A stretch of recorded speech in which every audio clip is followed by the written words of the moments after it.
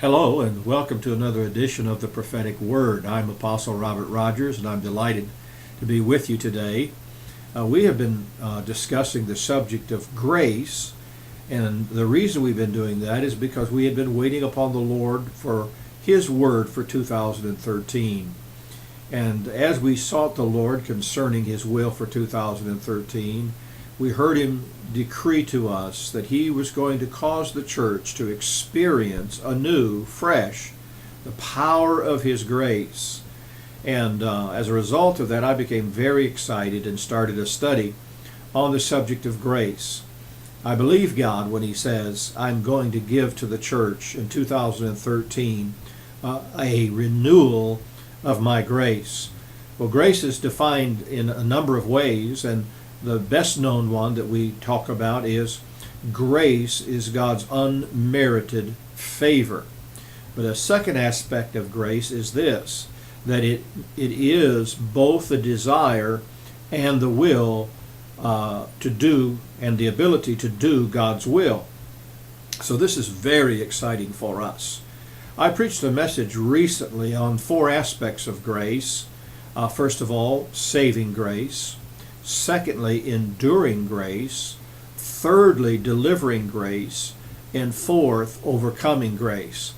These four aspects were given to me after I waited upon the Lord regarding what He wanted to do for us in 2013. And I'm so excited about this because, you see, grace comes to us not because we have earned it, not because we have deserved it, not because we have become more productive, but it is the unearned favor of God. So God is simply saying, I'm going to give you my favor this year. And that favor will enable us to have the desire to obey Him and the ability to obey Him, to accomplish the things that we have desired to do. So for those of you who have had a dream that has been lost, those of you who've had a goal that you've let go of, this is your year. This is the year God says, I want to give you both the desire, or even renew that desire. Perhaps you had it at one time, but now it has been diminished, maybe to the place where you don't think it can be accomplished anymore. Yet grace comes, and He says, I'm going to show you my favor. Not because you've earned it, not because you've been more faithful, not because you are better at something than someone else, but just because I'm God, I'm going to show you my favor. Not only my will, but I'm also going to give you the ability to do what I've asked you to do. How exciting is that? So let's pause for just a moment and go back over those four categories. First of all, what we call the saving grace. We probably all know this one already. For by grace are you saved, and that not of yourselves. It is the gift of God. We find that in the book of Ephesians. The second one that I was talking about is enduring grace. This is something that very few people know about. But today I want to talk to you about enduring grace. Well, what is enduring grace? Well, we find a type of this when the Apostle Paul felt like he had gone through so many things that he just couldn't handle it anymore. And so he began to pray to the Lord to remove what he was going through. Many people believe that it was the beatings that he would receive everywhere he went. And he would go into a town and the devil would stir up the people, and he would be beaten with rods, sometimes stoned. Other people feel that it was a physical challenge that he had. But whatever it was something he just couldn't take anymore. Maybe that's what you're experiencing. Maybe it's rejection. Maybe it's failure. Maybe it's sickness. And you just said, God, I can't handle this anymore. Well, enduring grace is the word that the Lord gave the Apostle Paul concerning his situation. Now, during the 80s, there was a movement called the Faith Movement. It had many good aspects about it, but some of the things that they taught were not correct. And in this particular area, they said a believer doesn't have to put up with anything. Yet that is not true of what the Apostle Paul experienced. He sought God for deliverance for his situation. And now some of the faith movement began to say, well, Paul didn't have enough faith to believe God. Well, how foolish is that, to compare ourselves with this great apostle and then to minimize what he was going through. That is utterly ridiculous. And so I'm not here to minimize your pain or your suffering. I'm not here to minimize what you have been going through. Undoubtedly, it is unbearable, just as it was with the Apostle Paul. And he cried out and he said to the Lord, please, please deliver me from this. Yet God spoke to him with these words. He said to him, my grace is sufficient for that which you're going through. In other words, son, daughter, I'm not going to deliver you out of this situation, but I am going to give you enduring grace. Once Paul heard this word from the Lord, he had an amazing statement. He said, I would much rather glory in my infirmities, or in the fact that I have to go through this, because God has promised his grace to me. So I'm not talking about suffering on in a way that doesn't have God's wonderful grace coming into your life. No, I'm talking about enduring grace being this, that grace is so overwhelming in your life. Listen to me. And this is the possibility, this is the promise of God for enduring grace.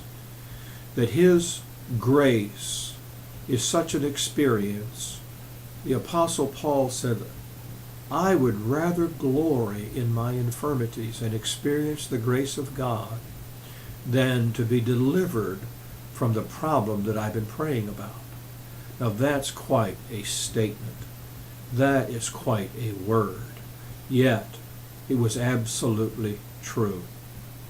I remember a season in my life where I was pastoring, and the church that I was pastoring was rejecting the message. And it was very painful. It got so bad I didn't think I could go back to the pulpit. I remember one night where my stomach churned all night long, and I called my friend up, and he came over on Sunday morning, and I said, I just cannot go back into the pulpit and face the criticism and face the rejection. And, he was a good friend. He said, you're going to have to go. And but what was the result of this year at this particular situation? And then it carried on another year and a half, almost 3 more years, in which I began to experience something I'd never experienced before. What seemed like failure, what was certainly rejection, what was painful, what I thought was the end of the ministry that God had given me, and not because I didn't have a desire to continue on, but nothing that I was doing was working, and it was really, really painful. But here's what happened during that time. I began to seek the Lord every single morning before I did anything else. As a matter of fact, that time with the Lord started off maybe a half hour, then it went to an hour, and ultimately up to 2 and 3 hours a day. I developed a habit of meeting with the Lord every single day. Why? Because I couldn't make it without it. I had to go to the Lord. And during that time, I began to experience the presence of God. Such an overwhelming presence. You heard David say, in your presence is fullness of joy. At your right hand there are pleasures forevermore. Well, what I began to experience was this fullness of the Lord every day. Even though my day was going to be filled with rejection, it was going to be filled with pain, there was going to be a sorrow throughout that day, yet the fullness of God was with me. It's a strange thing to try to explain. The pain was there, but the fullness of God, the presence of the Lord, made that pain more than bearable. And I often say this, I never want to go through that again. I never want to go through that pain again, that rejection again. However, if it meant that I would not experience this knowledge of His presence, if it meant that I would not have developed this habit of coming into the presence of the Lord every day, then no, I would go through that painful, terribly painful time again in my life, because it brought God's grace to my life. And so there are some things in your life, dear friend, that you're not going to be delivered from. There are some things in your life that you're going to have to ask God for His enduring grace. He's just not going to change your situation. We think it's the people. We think it's something else. But really, what it was for me was God said, I want to teach Bob Rogers a discipline into his life. I want to bring him into the knowledge of what it means to be in my presence and know the fullness of joy in the midst of great sorrow. And I am so thankful. I would not change that. I would not change that, dear one. So I'm not minimizing your pain. I'm not minimizing your suffering. I may be talking to some pastors right now who are going through a very similar situation. Dear friend, my heart goes out deeply to you. But there is a grace of God, His enduring grace, that can help you, that will help you, that will come into your life and will fill you with such peace and such joy that it is unimaginable, and you will be able to handle your situation. Perhaps later on in your life God will deliver you from this. I don't know. But even if He doesn't, this is what the 3 Hebrew children said. We know our God is able to deliver us. But if He doesn't, we're not going to bow down to you, O King. You see, you don't hear this preaching very much, this kind of preaching very much. You usually hear everything's going to be rosy, everything's going to be okay, and you're not going to have to suffer. But that is not biblically correct. It's not experientially correct. We know otherwise. But here is the thing that we do know, that both the Apostle Paul and in my own experience, that the suffering is not as great as the grace that's promised to you and I. Let me say it again. The suffering that you're going through is not as great as the grace that God wants to give to you for this season. So my dear friend, why don't you just reach up to God and say, Lord, I don't know whether you're going to deliver me from this situation or not, but I do know that you promised me enduring grace. Well, in our next episodes, we'll try to cover some of the other areas of grace that we were talking about. Delivering grace. That's such an exciting one because that has to do, first we talked about enduring grace where you're not going to get delivered. Now we're going to talk about delivering grace where you are. I like that, don't you?